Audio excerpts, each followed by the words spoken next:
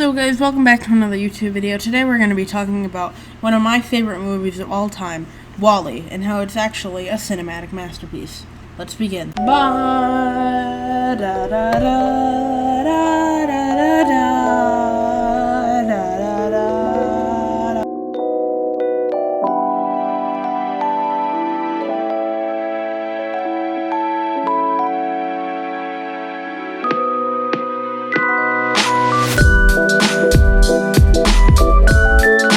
Now for some backstory. WALL-E is a 2008 G-rated sci-fi fantasy film created by Andrew Stanton, and it has won the Academy Award for Best Animated Picture. It also has an 8.4 on IMDb, a 95% on Rotten Tomatoes, and a 95% on Metacritic, along with a 96% like this movie on Google users. Now, in my opinion, it is one of the best movies ever created. It is my personal favorite, and I just love the movie. Now, the movie opens up with a fantastic scene as you scroll into Earth as the song from Hello Dolly plays in the background. And as you look at Earth, this happy-go-lucky song is playing as you see piles of trash everywhere in a desolate wasteland that was a city. I don't know which city it is. If you're like an even bigger fan than me, then you probably know which one it is. But anyway, as you zoom into one of the buildings that's made out of trash, you could see a tiny robot who the music is coming from, and a tiny cockroach. The main character, who's WALL-E, who's the robot, takes a pile of trash and squeezes it out into a brick. Then he puts it onto the building in a perfect form to make it look like a skyscraper when it's really a pile of trash over higher than a lot of skyscrapers in the city that they're in. Anyway, one day when WALL-E is alone, he stumbles across a red dot all on the ground, and he follows the red dot to this center point where a bunch of other red dots can see. And then when they all come together, he looks up and he sees above himself a giant rocket ship about to kill him. And so he digs himself into the ground and he can't escape. And this is when the third character technically appears, counting the cockroach. The third character is Eve, a sleek white robot that appears to be female. Now, WALL-E takes a liking to Eve immediately and is kind of stalkerish towards her, and over time they grow to like each other. And eventually, after Eve has an incident where she destroys an entire ship that had a giant, like, what's it called? I forget the name anyway. WALL-E ends up getting closer and they start talking, and they end up having to go back to WALL-E's house because of a dust storm.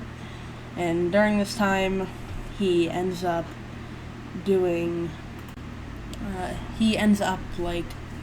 showing her all the things he has collected over the years, all the cool items that he has collected, including Rubik's Cubes, light bulbs, and spork, and a ton of cool things, including a lighter, which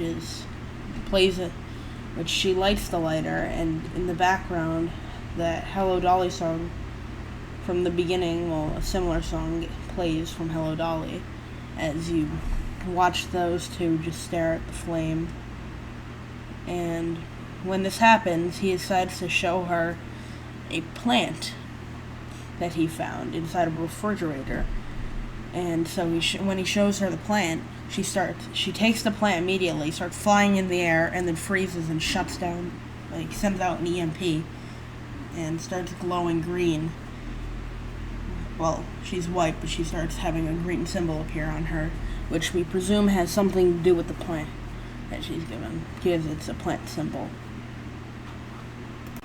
What follows is them going onto the spaceship, WALL-E following Eve onto the spaceship, and them going to a place called the Axiom. It's a giant spaceship where hundreds of humans live, and they end up running around trying to get get the plant to the captain of the ship so that they can go home. And because they now know that Earth is able to sustain life again. That was the only reason they left. The high amount of pollutants. Anyway, throughout this we meet more characters and that end up helping him in the end. And so, later on in the movie, Wally and Eve are about to give the plant to the captain, and then they all realize that the autopilot, which was guiding the ship the whole time, was actually evil and was there to kill them. So he kills Wally, he freezes Eve, and throws them both in the trash chute. Then they lock the captain in his room as he takes full control of the ship. So to combat this, they do a couple of things, and eventually they make it back to Earth safe. Everything's happy, and they end up planting tons of things and growing food. And eventually, in the future, they end up finding ways to live on the planet again that their ancestors have destroyed. And it is a very fantastic movie. But I'm going to be talking about why it is fantastic and what makes it even better than the description is. Now, the first part I'm going to talk about is the animation. The animation is, in my opinion, incredible. It is perfectly done. All the effects, there's no animation mistakes. All the effects are perfectly made and well polished. And the detail, just the tiniest details, like how all the newer robots are so sleek, whereas Wall-E, for example, is so beat up and covered in dirt. And it's just a beautifully made movie, and even the end credits are beautiful, where they show Earth going back to its previous state. Everything is just beautiful. The animation is fantastic. So, on the animation scale, I would say it's one of the better animations out of animated movies. Maybe one of the best animations.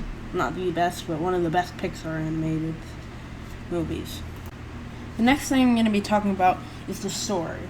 The story, I feel makes perfect sense for the setting. They set it in a post-apocalyptic world where all humans have left Earth. So one of the better stories to do with that is to have a creature from Earth show the people on a spaceship that Earth is habitable again, which, might not sound like a good story on paper, but when put into practice works so well, and it is just beautiful. Another thing about this is the romance between Wall-E and Eve, which comes to a head in the end of the movie, where Wall-E tries to sacrifice his life to save everyone, and then Eve spends, she works as hard as she possibly can to save him, and does by kissing him in the end. Kind of like a Snow White nod at the end, as Wall-E's saved and perfectly rebooted. And all their friends are in the background cheering as they try to show up to help her rebuild him, but he's already rebuilt by that point. And it's just perfect. Now I'm going to be talking about what's considered to be one of the worst parts of the movie, which is the character of Otto. Otto is the autopilot for the ship, and he is the main villain of the story.